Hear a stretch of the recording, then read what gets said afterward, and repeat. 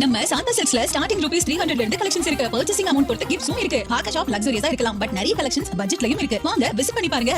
ஆந்திர மாநிலம் விசாகப்பட்டினத்தில் 87,570 கோடி ரூபாய் முதலீட்டில் கூகுள் டேட்டா சென்டர் அமைய இருக்கு. அமெரிக்காவுக்கு வெளியே அமையும் பிரம்மாண்டமான முதல் மையம் இது என்பது இங்கே குறிப்பிடத்தக்கது.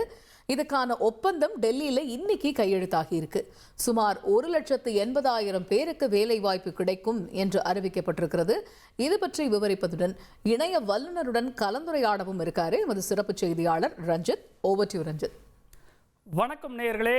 அமெரிக்க அதிபர் ட்ரம்பின் வரி விதிப்பால் அமெரிக்காவுக்கும் இந்தியாவுக்கும் இடையே வர்த்தக போர் நடந்து கொண்டிருக்கக்கூடிய சூழல்ல உலகளாவிய ஜெயண்டான கூகுள் நிறுவனம் தன்னுடைய பிரம்மாண்டமான நிறுவனத்தை இந்தியாவில், அதுவும் நம் அண்டை மாநிலமான ஆந்திராவில் அமைக்க இருக்கும் செய்தி மகிழ்ச்சியை ஏற்படுத்தியிருக்கு. உலகின் அதிக மக்கள் தொகை கொண்ட ஒரு நாட்டில் இதுவரை இல்லாத மிகப்பெரிய ஒரு முதலீடு இது அப்படின்னு கருதப்படுகின்றது. டிஜிட்டல் யுகத்தில் இன்னைக்கு செயற்கை நுண்ணறிவு தொழில்நுட்பம் தான் உலகையே ஆட்டி படைக்குது. எந்த துறையாக இருந்தாலும் எல்லா துறையிலும் இது தவிர்க்க முடியாததாக மாறிவிட்டது. அதற்கேற்ற மாதிரி உட்கட்டமைப்பு வசதிகளை ஏற்படுத்துவது என்பது பல நிறுவனங்களுக்கும் மிகப்பெரிய சவாலாக இருக்கின்றது. இதில் உலகின் முன்னணி டெக் ஜாம்பவானான கூகுளும் தன்னுடைய செயற்கை நுண்ணறிவு தயாரிப்புகளை மேம்படுத்தவும் மக்களிடையே பரவலாக சந்தைப்படுத்தவும் அதிக கவனம் செலுத்திக்கிட்டு இருக்கு. இந்த வரிசையில் தான் கூகுள் நிறுவனம் நமது அண்டை மாநிலமான ஆந்திராவில் மிகப்பெரிய ஒரு செயற்கை நுண்ணறிவு தரவு மைய வளாகத்தை அமைக்க போகுது. இதுக்கான ஒப்பந்தம் செவ்வாய்க்கிழமை கையெழுத்தாகி இருக்கு. அமெரிக்காவுக்கு வெளியே கூகுள் நிறுவனம் அமைக்கக்கூடிய மிகப்பெரிய நிறுவனம் இது என்பதுதான் இதில் இருக்கக்கூடிய தனித்துவம். ஆந்திர மாநிலத்தில் பாருங்க, ஆந்திராவுக்கு இதன் மூலமாக மிகப்பெரிய ஒரு ஜாக்பாட் அடித்திருக்கிறது என்றே சொல்லலாம். விசாகப்பட்டினத்தில் இந்திய மதிப்பில் 87,570 கோடி ரூபாய் முதலீட்டில் இந்த டேட்டா சென்டரை கூகுள் அமைக்க இருக்கின்றது. இதனுடைய திறன் ஆரம்பத்தில் 1 ஜிகாவாட், போக போக இன்னும் விரிவுபடுத்தப்படும் சொல்லப்படுது. இதற்காக டெல்லியில் ஆந்திர அரசு மற்றும் மத்திய அரசு கூகுள் நிறுவனம் இடையே ஒப்பந்தங்கள் கையெழுத்தாகி இருக்கின்றன.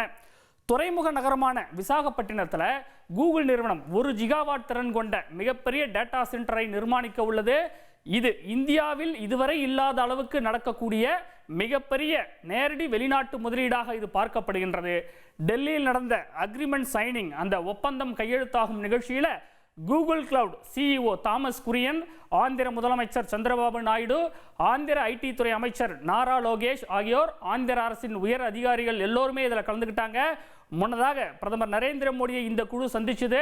அப்போது முதலமைச்சர் சந்திரபாபு நாயுடு பிரதமருக்கு பூங்கொத்து கொடுத்து கூகுள் நிறுவனம் ஆந்திராவுக்கு வருவதற்கான நடவடிக்கைகளை எடுத்ததற்காக தன்னுடைய நன்றியை தெரிவித்துக் கொண்டார். சரி, இந்த டேட்டா சென்டரின் முக்கியத்துவம் என்னன்னு நம்ம பார்க்கலாம்.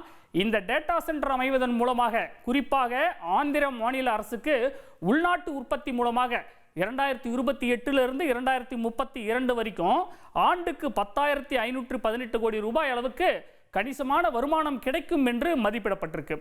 இது மட்டுமல்லாமல் பாருங்க, இந்தியாவின் தரவுகள் எல்லாமே இந்த மையத்திலேயே சேமித்து வைக்கப்படும் என்பதை நாங்கள் உறுதி செஞ்சிருக்கோம். வேறு நாட்டுக்கு போகாதுன்னு ஆந்திர அமைச்சர் சொல்லியிருக்கிறாரு. இதுதான் இதில் இருக்கக்கூடிய மிக முக்கியமான ஒரு சாராம்சமாக பார்க்கப்படுகின்றது. ஏன்னா இன்னைக்கு டிஜிட்டல் மற்றும் செயற்கை நுண்ணறிவு தொழில்நுட்ப யுகத்தில் டேட்டா பிரைவசி என்பது தனிநபருக்கும் சரி, ஒரு நாட்டுக்கும் சரி, மிகப்பெரும் ஒரு சவாலாக, மிகப்பெரும் ஒரு பிரச்சனையாக இருக்கு. அந்த வகையில் இந்தியர்களின் தரவுகள் இனி நம் நாட்டை விட்டு வெளியே போகாது என்பது தனியுரிமை சார்ந்த மிகப்பெரிய ஒரு வெற்றியாக கருதப்படுகின்றது. விசாகப்பட்டினத்தில் மொத்தம் எங்கெங்கெல்லாம் இந்த டேட்டா சென்டர்ஸ் அமைகிறது தெரியுமா? மொத்தம் 3 வளாகங்களில் இது அமைதுங்க. இந்த டேட்டா சென்டர் நிறுவப்பட இருக்கு.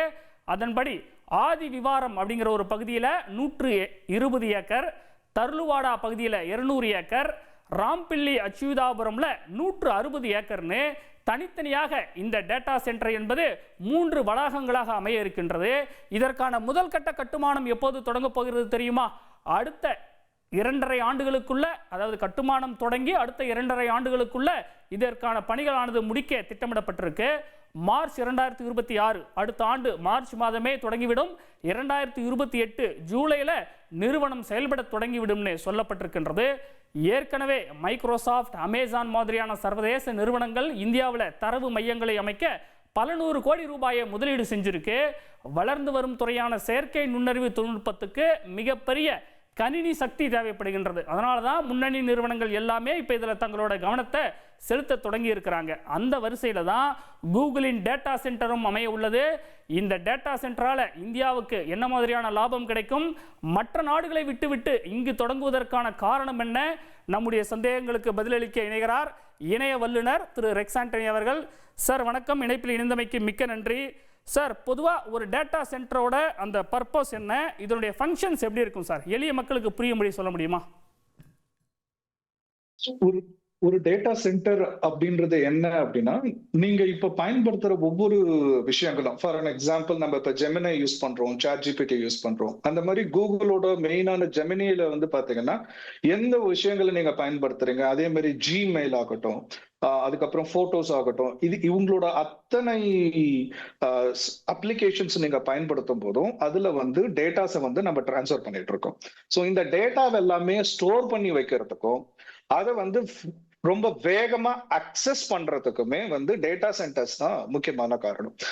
எவ்வளவு வேகமா ஒரு டேட்டாவை டிரான்ஸ்ஃபர் பண்ண முடியும்ன்றதுக்கான பின்புலமே வந்து உங்களோட டேட்டா சென்டர் தான். சார், 1 ஜிகாவாட் திறன் அப்படிங்கிறத எப்படி புரிஞ்சுக்கலாம் சார்? 1 ஜிகாவாட் அப்படின்றது வந்து உண்மையில மிகப்பெரிய விஷயம். கிட்டத்தட்ட வந்து நம்ம ஒரு ஸ்டேட், என்டையர் ஸ்டேட்னு கூட நம்ம சொல்லலாம். என்டையர் ஸ்டேட்டினுடைய ப்ராசஸிமே வந்து நம்ம நொடி பொழுதுல நம்ம ப்ராசஸ் பண்றதுக்கு தேவையான பவர்ஸ் அதுல வச்சிருக்கலாம். இப்ப நம்ம அட்டானமஸ் கார்ஸ் போயிட்டு இருக்கோம். அடுத்து அதே மாதிரி இந்தியா வந்து தனக்குன்னு வந்து தனியா மேப்ஸ் எல்லாம் கொண்டு வந்துட்டு இருக்காங்க. ஸோ இதுக்கான பவர்ஸ் கூகுள் வந்து இந்தியாவிலே இதை ப்ராசஸ் பண்றதுக்கு தேவையான பவர் வந்து அந்த பேக்கப் கனெக்ஷன், டேட்டா ப்ராசஸிங் எல்லாமே வந்து இது மூலமா ரொம்ப வேகமா பண்ண முடியும். சார், 1,80,000 பேருக்கு வேலைவாய்ப்பு கிடைக்கும் அப்படின்னு சொல்லப்பட்டிருக்கு. அப்படி இருக்கும்போது எந்தெந்த துறையை சார்ந்த இளைஞர்களுக்கு இதன் மூலமாக வேலைவாய்ப்பு கிடைக்கும்னு தெரிஞ்சுக்கலாமா? 1,80,000 வந்து ரொம்ப ஒரு பொதுப்படையான நம்பர். அதாவது அதுல எல்லாமே கட்டுமானத்துல இருந்து, பவர் டிஸ்ட்ரிபியூஷன்ஸ்ல இருந்து, எனர்ஜி செக்டார், அது தொடர்பான எல்லாமே சேர்ந்துதான் அது வரும்.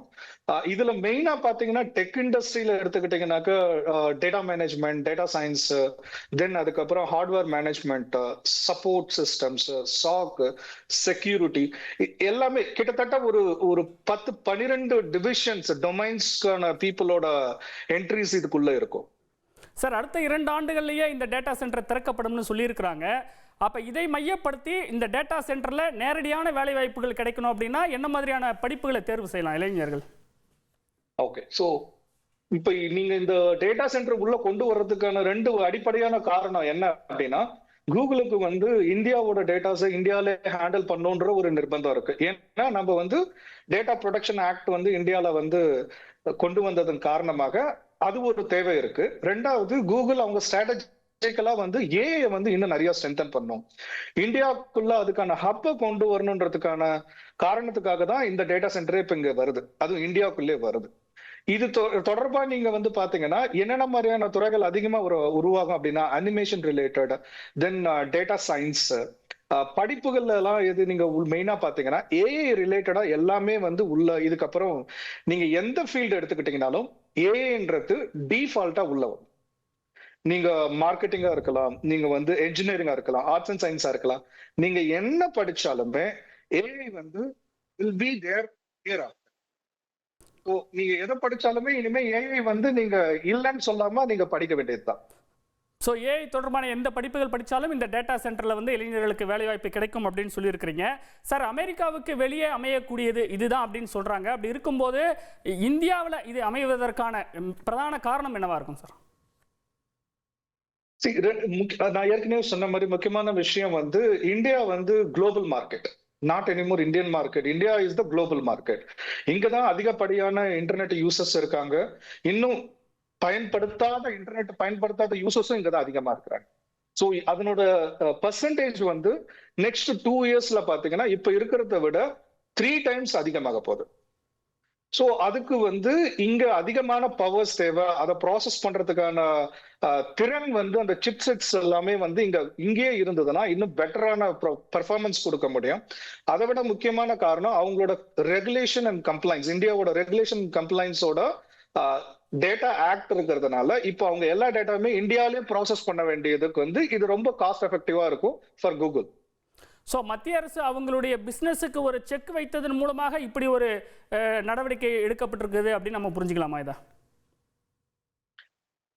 அது வந்து அது ஒன் ஆஃப் த ரீசன் அப்படி நம்ம அதை எடுத்துக்கலாம். ஏன்னா பிசினஸ்ல நிறைய ரீசன்ஸ் இருக்கு. ஏன்னா அவங்க மார்க்கெட்டிங்க அதிகமா எக்ஸ்பேண்ட் பண்ணுன்ற ஒரு இன்டென்ஷன்ல இருக்கிறாங்க கூகுள். ஏன்னா லாஸ்ட் இயரே வந்து கூகுளுக்கு நிறைய ப்ராப்ளம். ஓலா வந்து மேப் இன்ட்ரடியூஸ் பண்ணாங்க. தென் மேப்பிள் வந்து அவங்களோட மேப்ஸ் வந்து இந்தியாவில் ரொம்ப வேகமா கொண்டு வந்துட்டு இருக்காங்க. Those are Indian companies. So அவங்க வந்து ரொம்ப அஃபோர்டபுள் பிரைஸ்ல கொடுத்துட்டு இருக்காங்க கம்பேர் டு கூகுள். ஸோ அவங்க அதெல்லாம் மெயின்டைன் பண்ணணும் அப்படின்னா they have to come up with better pricing and better resources. So அதுக்கெல்லாமே வந்து லோக்கலைஸ்டா ப்ராடக்டை நீங்க உள்ள கொண்டு வந்தா மட்டும்தான் அந்த காஸ்ட் எஃபிஷியன்டிவா உங்களால அச்சீவ் பண்ண முடியும். They are on the strategic move. And மத்திய அரசோட இந்த டேட்டா ஆக்டுமே வந்து நமக்கு வந்து ஒரு அட்வான்டேஜ் கொடுக்குது இந்த விஷயத்தை நம்ம எஸ்டாப்ளிஷ் பண்றது. சார், இன்னொரு பக்கம் அமெரிக்க அதிபர் ட்ரம்பை பொறுத்த வரைக்கும் அவங்க நாட்டில் இருக்கக்கூடிய, அதாவது அவங்க நாட்டை தலைமையிடமாக கொண்டு செயல்படக்கூடிய பன்னாட்டு நிறுவனங்களை வெளி நாடுகளில் வந்து உற்பத்தி நிறுவனங்களை தொடங்கக்கூடாது அப்படின்ற மாதிரி சொல்றாரு. அப்படி இருக்கின்ற போது இப்போ இந்த கூகுள் மாதிரியான ஒரு முன்னணி நிறுவனம் இந்தியாவை குறி வைக்கிறதுக்கு என்ன காரணம்? நீங்க சொன்ன மாதிரி ஏற்கனவே அந்த குளோபல் மார்க்கெட் அப்படிங்கிறது இந்தியாவை தான். இதை தாண்டி ஒரு பிரசிடென்ட்டை எதிர்த்து இந்த மாதிரியான ஒரு விஷயத்தை செய்யறதுக்கு என்ன காரணம்? நீங்க இது உலக அரசியலோட பாத்தீங்கன்னா ஜியோ பொலிட்டிக்ல வந்து பாத்தீங்கன்னா இப்போ இந்தியாவோட தேவை வந்து எல்லா நாட்டுக்குமே இருக்கு. நீங்க H1B விசாவை வந்து நீங்க ரெஸ்ட்ரிக்ட் பண்ணாலுமே அங்க இந்தியர்களோட தேவை வந்து குறையவே இல்லை. ஸோ அதுக்கான ஆல்டர்னேட் வே என்னன்றதுதான் பார்த்துட்டு இருக்காங்க. செகண்ட் வந்து இது வந்து ஒரு அதிபரை எதிர்த்து ஒரு செய்யக்கூடிய ஒரு முயற்சியே கிடையாது. நீங்க நல்லா புரிஞ்சுக்கணும், அவங்க வந்து ஒரு US நிறுவனம் தான். இந்தியாவில வந்து முதலீடு செஞ்சுட்டு இருக்காங்க. அது வந்து அனதர் வே அவங்களோட ரெவென்யூ தான் இன்க்ரீஸ் பண்ண போகுது. ஸோ இந்த மாதிரியான சின்ன சின்ன பிரச்சனைகள் வந்து எப்பவுமே இருக்கக்கூடியதுதான். நீங்க கடந்த காலத்திலயுமே பார்த்திருப்பீங்க. ஆனா இப்போ செய்யறதுக்கான முக்கியமான காரணம் வந்து இந்தியாவோட மனித வளமும், ரெண்டாவது இந்தியால இருக்கக்கூடிய இன்டர்நெட் யூசர்ஸ்.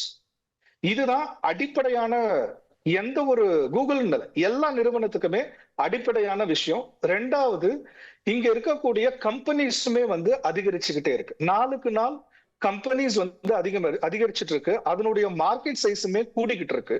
ஸோ அந்த காம்படிஷன்ல வந்து உள்ள வந்து தன்னை சஸ்டைன் பண்ணிக்கிறதுக்கான ஒரு கூகுளோட முயற்சி தான் இந்த டேட்டா சென்டர். சார், கூகுளின் அந்த தரவு மையம் பற்றிய உங்களுடைய தகவல்களுக்கு மிக்க நன்றி சார். நேயர்களே, கூகுளினுடைய அதாவது பேரண்ட் கம்பெனியான ஆல்பாபெட் இந்தியாவை ஒரு முக்கிய வளர்ச்சி சந்தையாக பார்க்கின்றது. ஏற்கனவே இந்தியாவில் தான் யூடியூப் வீடியோ சேவைகள் மிக அதிக பயனர்களை கொண்டிருக்கு. இது எல்லாமே உங்களுக்கு தெரியும். அது மட்டும் இல்லாமல் ஸ்மார்ட் போன் பயன்பாட்டிலும் கூட ஆண்ட்ராய்டு போன்கள் இந்திய சந்தையில் ஆதிக்கம் செலுத்திக்கிட்டு இருக்கு அப்படிங்கிறது குறிப்பிடத்தக்கது. நம்ம சாந்தா சில்க்ஸ்ல ஸ்டார்டிங் ₹300 இருந்து கலெக்ஷன்ஸ் இருக்கு. பர்ச்சேசிங் அமௌண்ட் பொறுத்து கிஃப்ட்ஸும் இருக்கு. ஆகா ஷாப் லக்ஸூரியஸா இருக்கலாம், பட் நிறைய கலெக்ஷன்ஸ் பட்ஜெட்லயும் இருக்கு. வாங்க விசிட் பண்ணி பாருங்க.